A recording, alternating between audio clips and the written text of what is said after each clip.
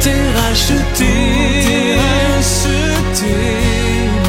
Nous prendrons nos faibles mots pour te dire quel Dieu merveilleux tu es. Mais nous ne pourrons pas te dire tout notre amour, alors entends nos cœurs. Non, nous ne pourrons pas te dire tout notre amour, alors entends nos cœurs. Merci de ne pas changer de chaîne car vous allez à présent suivre une prédication édifiante du révérend Dr Job Moukadi de l'Église en mission au Royaume-Uni. Madame, Messieurs, que la paix et l'amour de Dieu soient avec vous, chez vous. Nous avons pour thème aujourd'hui le prisonnier. Nous lisons dans l'Épître aux Hébreux, le 13e verset, le verset 3e. La Sainte Bible nous dit: souvenez-vous des prisonniers comme si vous étiez aussi prisonniers, de ceux qui sont maltraités comme étant aussi vous-même dans un corps. Ce passage de l'Écriture nous montre que Dieu se soucie des prisonniers. Ici, il n'est même pas dit des bons ou des mauvais prisonniers. On nous parle des prisonniers tout court. Souvenez-vous des prisonniers comme si vous étiez aussi prisonniers. Autrement dit, une personne qui a été même condamnée n'est pas une personne que Dieu rejette parce que les hommes le rejettent. Dieu ne nous regarde pas comme les hommes nous regardent. Dieu n'est pas un homme. Il est ce qu'il est, il est amour. Il aime parce que c'est sa nature d'aimer. Il n'aime pas les gens parce qu'ils sont bons ou mauvais. Il les aime tous. C'est sa nature d'aimer, de pardonner, de compatir. C'est la nature de Dieu. Voilà pourquoi il nous communique sa nature. Il dit: soyez miséricordieux comme moi votre Père je suis miséricordieux. Alors là, dans ces passages des Écritures, la Bible nous dit que souvenez-vous des prisonniers comme si vous étiez vous-même prisonniers, de ceux qui sont maltraités comme étant aussi vous-même dans un corps. Autrement dit, que des prisonniers qui sont justes, qui sont injustes, qui sont bons ou mauvais, tous ces prisonniers-là, Dieu nous demande d'avoir de la compassion pour eux, de prier pour le salut de leur âme, de les aider à vivre, parce que ce sont toujours des êtres humains pour lesquels nous devons avoir certains sentiments. Et nos sentiments doivent être qu'ils deviennent, s'ils étaient coupables, s'ils étaient des malfaiteurs, qu'en sortant de la prison, qu'ils changent de vie. C'est l'amour qui peut les transformer. Ce n'est pas la condamnation. Ce n'est pas notre agressivité ou notre haine envers eux qui peut les changer. Mais c'est plutôt notre amour qui peut les amener à la crainte de Dieu. La privation de liberté, au fait, si la Bible nous dit que souvenez-vous des prisonniers comme si vous étiez vous-même prisonnier, la Bible nous fait voir que la privation de liberté n'est pas une bonne chose. C'est quelque chose qui fait très mal. Lorsque vous êtes privé de votre liberté, même si vous avez beaucoup d'argent, vous pouvez envier même une personne pauvre qui passe dans la rue parce que cette personne est totalement libre. Mais il existe aussi une autre forme d'action que nous pouvons mener envers le prisonnier. Et cette action consiste à nous souvenir d'abord de ce que Christ avait dit. Il dit que lorsqu'il viendra, il va dire au moment du jugement que j'étais en prison, vous ne m'avez pas visité. Ou encore, j'étais en prison, vous m'avez visité. Comme pour dire, il dit que j'avais faim, vous ne m'avez pas donné à manger. J'avais faim, vous m'avez donné à manger. Autrement dit, nous voyons que le jugement dernier sera basé, entre autres, sur l'amour. Voilà pourquoi nous insistons beaucoup là-dessus. Le jugement dernier sera basé, entre autres, sur l'amour. Jésus-Christ va nous dire que vous êtes bénis parce que j'avais faim, vous m'avez donné à manger, j'étais malade, vous m'avez visité, j'étais en prison, vous êtes venus me voir, etc. Nous devons nous concentrer sur ces choses et comprendre que nous avons intérêt à les mettre en pratique. Le prisonnier, qu'il soit malfaiteur, qu'il soit quelqu'un qui a été arrêté injustement, toutes ces personnes méritent notre attention, ne fût-ce que dans notre prière. Mais nous voulons aussi parler d'une autre forme de prison. C'est une prison spirituelle. Quelqu'un peut se sentir lui-même en prison. Par exemple, il cherche un emploi, il n'arrive pas à trouver, il se sent comme emprisonné, comme lié. Il a besoin de liberté. Quelqu'un peut chercher une guérison, il ne trouve pas, il se sent comme en prison. Comment je n'arrive pas à m'en sortir de cette maladie? Il cherche comment s'en sortir, il se sent lui-même comme en prison. Quelqu'un peut être lourdement endetté. Il paye des dettes, mais ça ne finit pas. Il se sent comme en prison, il est étouffé. Quelqu'un peut être pris dans un péché d'adultère, par exemple, dans un péché d'impudicité. Il ne sait pas s'en sortir. Il est comme dans une prison. Il cherche comment sortir de cela et il n'arrive pas. Et c'est une forme de prison aussi. Alors je voudrais, par la grâce de Dieu, vous amener à comprendre que à travers votre prison, il y a moyen de réussir. Il y a moyen de vous en sortir. Nous prenons un exemple. Nous allons prendre 3 exemples sur l'apôtre Paul. Le premier exemple est dans Colossiens 4, 10. La Bible nous dit: Aristarque, mon compagnon de captivité, vous salue, ainsi que Marc, le cousin de Barnabas, au sujet duquel vous avez reçu des ordres. S'il va chez vous, accueillez-le. L'apôtre Paul est en train d'écrire l'épître aux Colossiens. Et il nous informe qu'il est en prison au moment où il est en train de rédiger cette épître aux Colossiens. L'apôtre Paul se trouve en prison. Il parle d'Aristarque qui était son compagnon de captivité. Et il rédige cette épître qui est une épître profonde. Une épître profonde sur le plan doctrinal, sur le plan littéraire. C'est une épître riche. Il écrit à l'église de Colosse. Mais cet homme est en prison, il est inspiré. Qu'est-ce que Paul nous fait comprendre? Que la prison n'est pas une excuse pour ne pas servir Dieu. Je parle maintenant de cette prison dans laquelle vous vous sentez.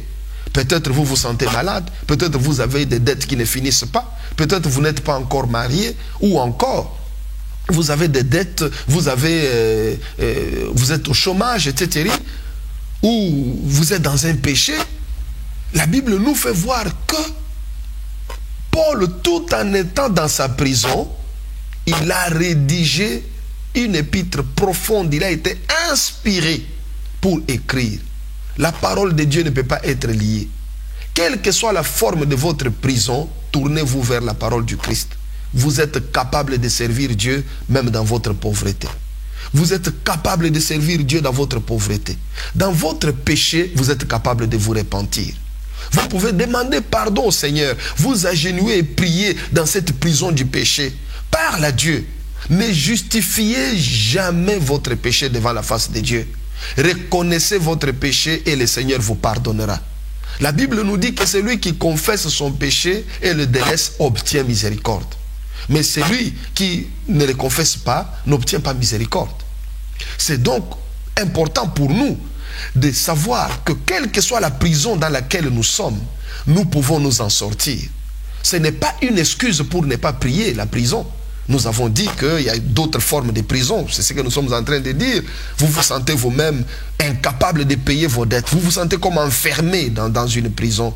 Et vous cherchez à changer des choses, mais vous n'arrivez pas à les changer.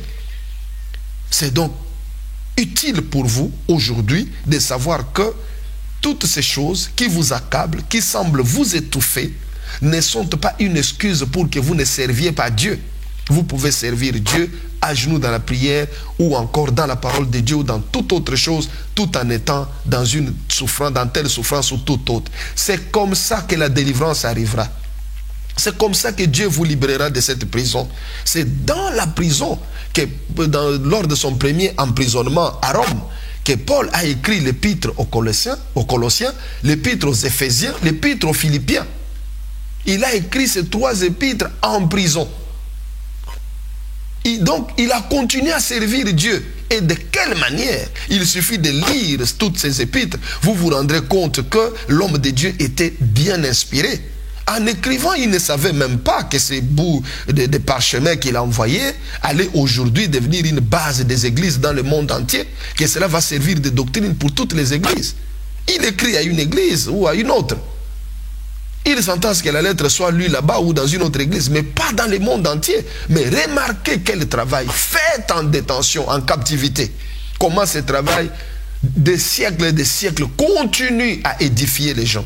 Et jusqu'au retour du Seigneur, ce travail ne périra pas. Parce que cet homme, tout en étant dans sa prison, il n'a pas renié le Christ.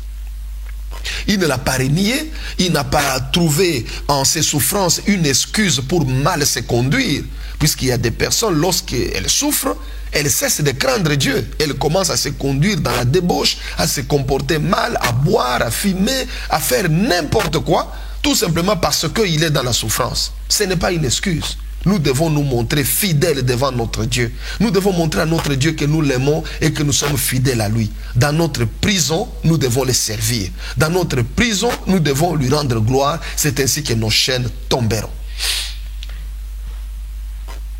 Le deuxième exemple que nous prenons, toujours de l'emprisonnement concernant l'apôtre Paul, se trouve dans Actes 16, de 22 à 26. La Sainte Bible nous dit: la foule se souleva aussi contre eux, et les prêteurs, ayant fait arracher leurs vêtements, ordonnèrent qu'on les bâtît de verges.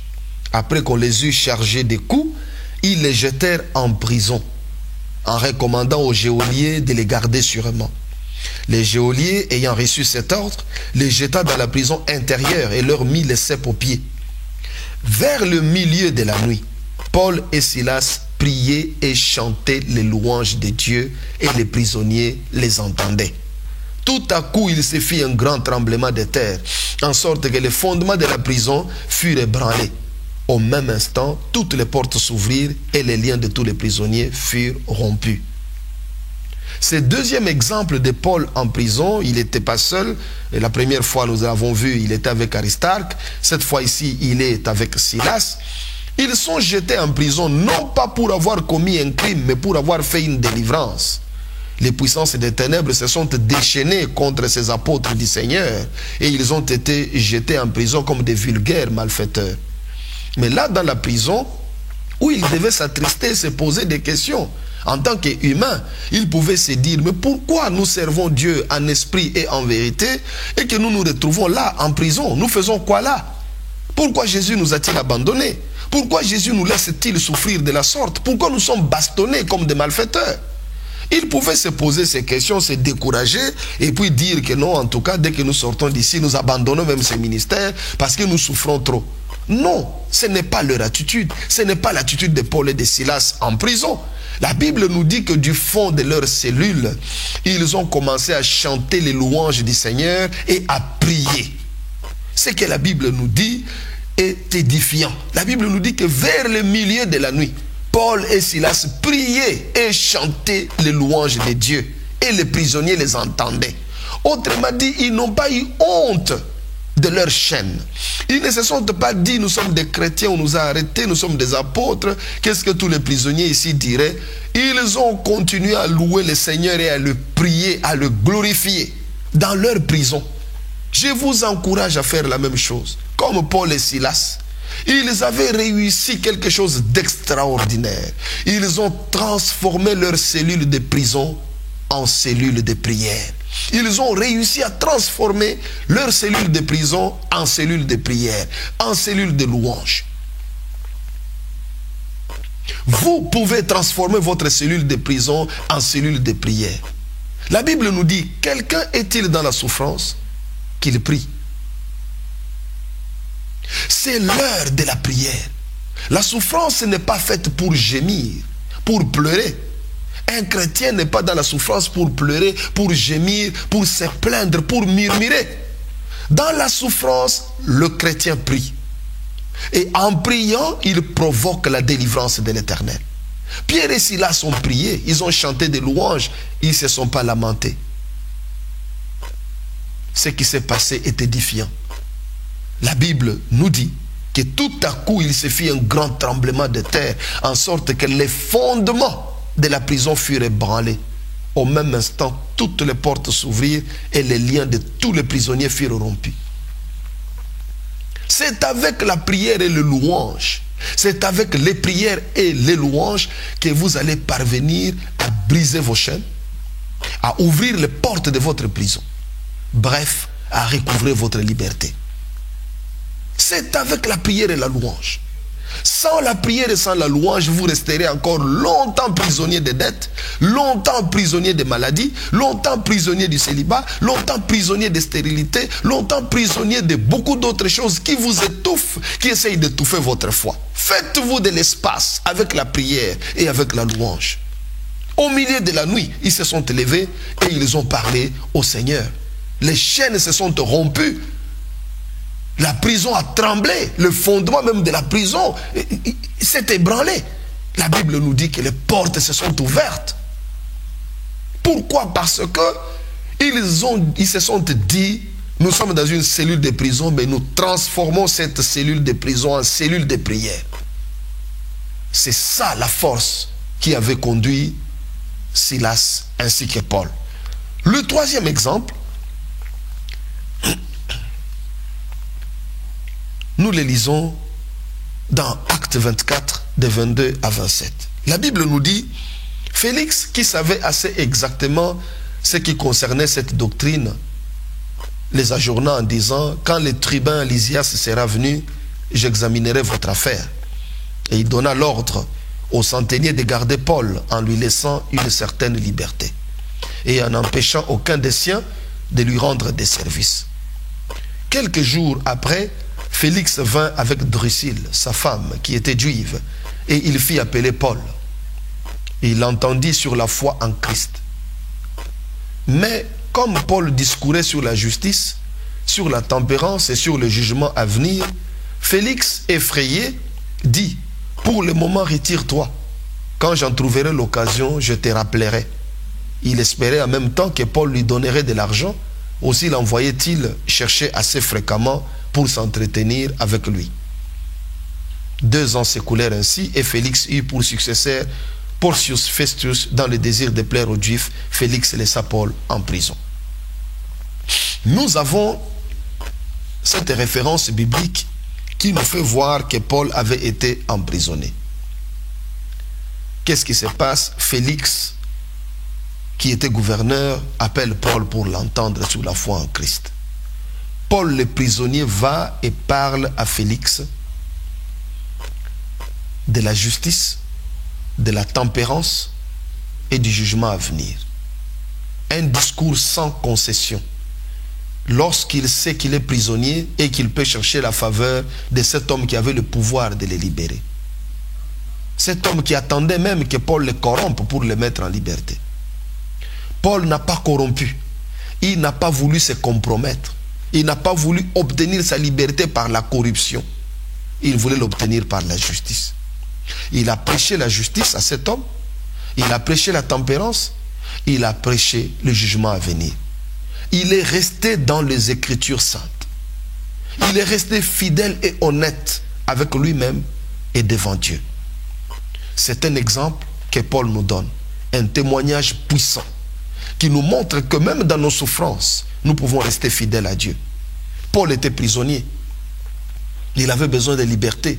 Il pouvait faire n'importe quoi pour se libérer, sortir de la prison. Mais remarquons comment cet homme est resté fidèle à Dieu.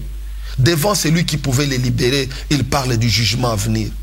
La Bible nous dit qu'il a prêché à cet homme au point que cet homme a eu peur. Le gouverneur a eu peur du prisonnier. Il a eu peur de ce qu'il disait, du message de Dieu. Il lui a dit, vas-y, je vais te rappeler une autre fois. Nous devons garder cette attitude, de sorte que dans nos prisons, comme nous venons de les décrire, dans nos différentes prisons, nous nous sentons comme étouffés, comme en prison avec des dettes. Nous nous sentons comme en prison lorsque nous n'avons pas d'enfants, lorsque nous n'avons pas de mari ou de femme, lorsque nous n'avons pas un emploi, nous nous sentons étouffés, nous nous sentons comme emprisonnés. Nous cherchons la liberté, nous cherchons la délivrance. Nous voulons être libres. Mais la délivrance vient avec la foi. Et la véritable foi s'exprime. Dieu fera des miracles dans votre vie lorsque vous croyez. La Bible nous dit que même Jésus, lorsqu'il s'est rendu à Nazareth, il n'a pas pu faire là beaucoup de miracles à cause de leur incrédulité. Sinon qu'il imposa les mains à quelques malades et les guérit. Mais il ne pouvait pas faire beaucoup de miracles à cause de leur incrédulité. Non pas que Jésus ne pouvait rien faire, mais à cause de leur incrédulité, Jésus ne pouvait rien faire. Il donne à celui qui demande. Il donne à celui qui veut. La Bible nous dit que fais de l'Éternel tes délices et il te donnera ce que ton cœur désire. L'apôtre Paul nous montre nous donne une leçon de fidélité. À 3 reprises dans la prison, il a travaillé pour le Seigneur. Il a continué à écrire. Nous l'avons vu que lors de son premier emprisonnement à Rome, il a écrit aux Colossiens, il a écrit aux Philippiens, il a écrit aux Éphésiens. Des lettres profondes qui nous servent même de base de doctrine aujourd'hui et qui sont lues dans toutes les églises. Nous trouvons là que cet homme n'avait rien perdu de sa vie spirituelle, même en étant dans des chaînes. Et des prisons de cette époque n'étaient pas confortables, comme celles que nous voyons ici en Occident.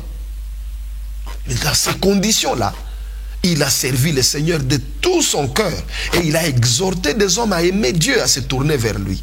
La même chose, lorsqu'il a été avec Silas en prison, ils ont transformé leur cellule de prison en cellule de prière. Ils ont prié et chanté, les portes de la prison se sont ouvertes. La prison elle-même a été ébranlée dans ses fondements. Les chaînes sont tombées parce qu'ils priaient, ils chantaient les louanges du Seigneur à haute voix. Parce que la Bible dit, les autres prisonniers les entendaient. Vous devez prier le Seigneur, élevez votre voix vers votre Dieu. Nous trouvons aussi que lorsqu'il a été fait prisonnier, Félix est venu le voir, il a parlé avec lui. Ces gouverneurs qui avaient le pouvoir de le mettre en liberté, Paul est resté le même. Il a continué à prêcher l'évangile et il a prêché à cet homme l'évangile dans la vérité. Nous sommes des enfants de Dieu et nous devons les demeurer dans toutes les circonstances, favorables ou non. Il existe des chrétiens qui ne pêchent pas seulement faute d'occasion. Dès qu'une occasion de péché arrive, il succombe tout de suite. Il est un bon frère, il est une bonne sœur parce qu'aucune occasion de péché ne s'est présentée au devant de lui. Faute d'occasion, on ne pêche pas. Mais chaque fois que l'occasion se présente, vous péchez. Nous devons prendre à notre compte la fidélité de Paul. Dans des circonstances favorables ou non, servons le Seigneur de tout notre cœur. Restons fidèles. La fidélité paye. La couronne de gloire nous attend. Dieu nous a donné la vie éternelle. Et il veut que nous conservions cette vie, que nous marchions dans la crainte de son nom, que nous marchions dans l'obéissance à sa parole. L'Esprit de Dieu peut nous aider en tout cela, car notre chair ne peut rien contre le péché. Car le péché a été condamné dans la chair.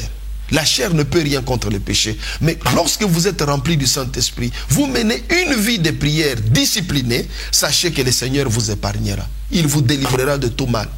La Bible nous dit que Dieu ne tente personne, mais avec la tentation, il prépare aussi les moyens de nous en sortir.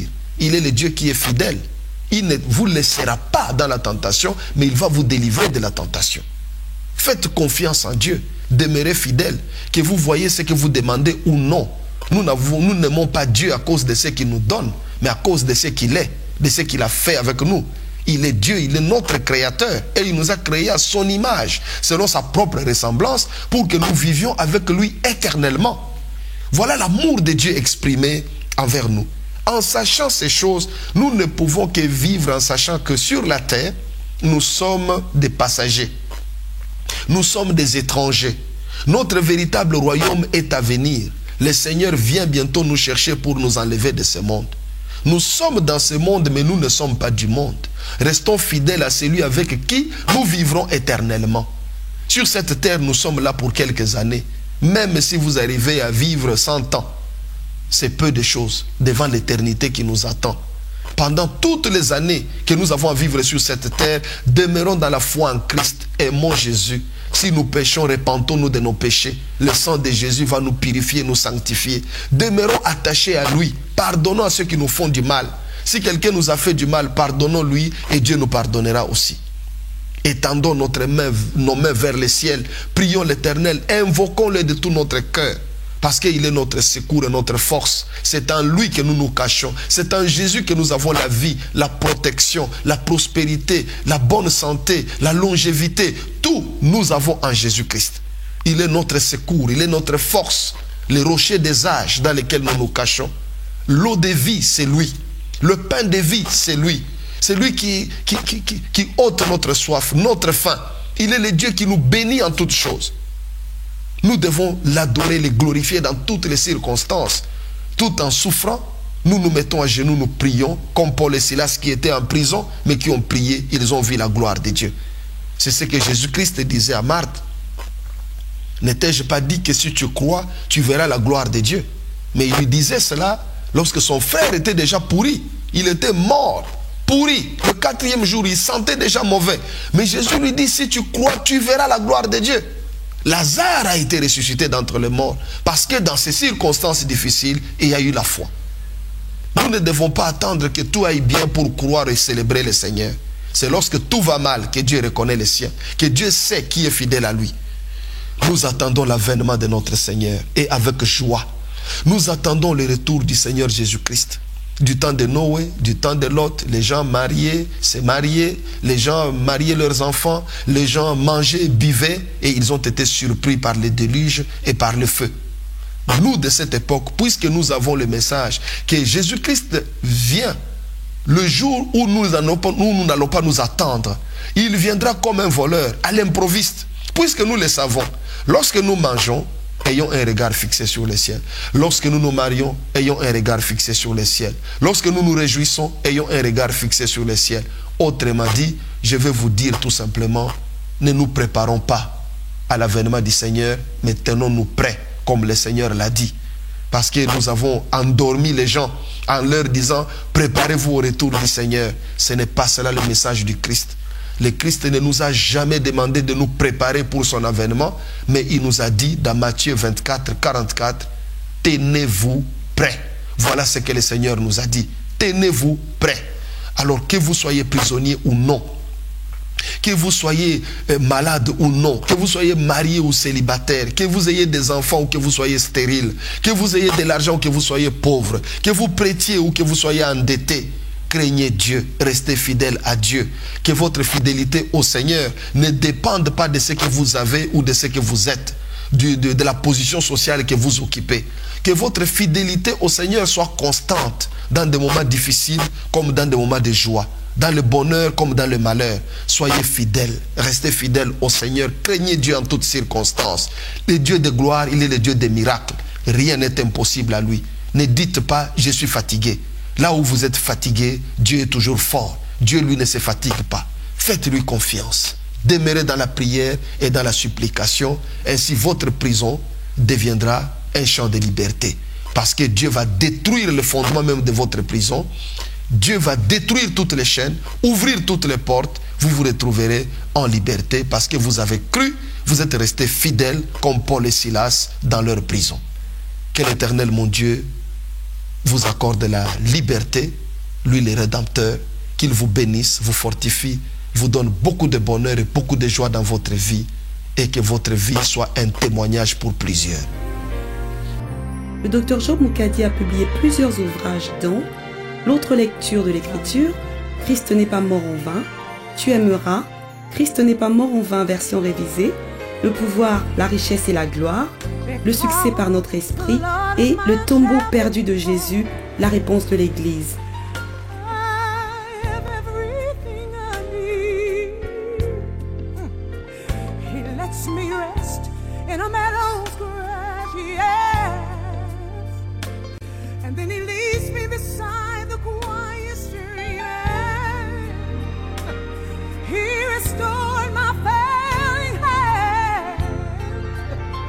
Helps me to do what honors him the most. That's why I'm safe. I feel so safe. That's why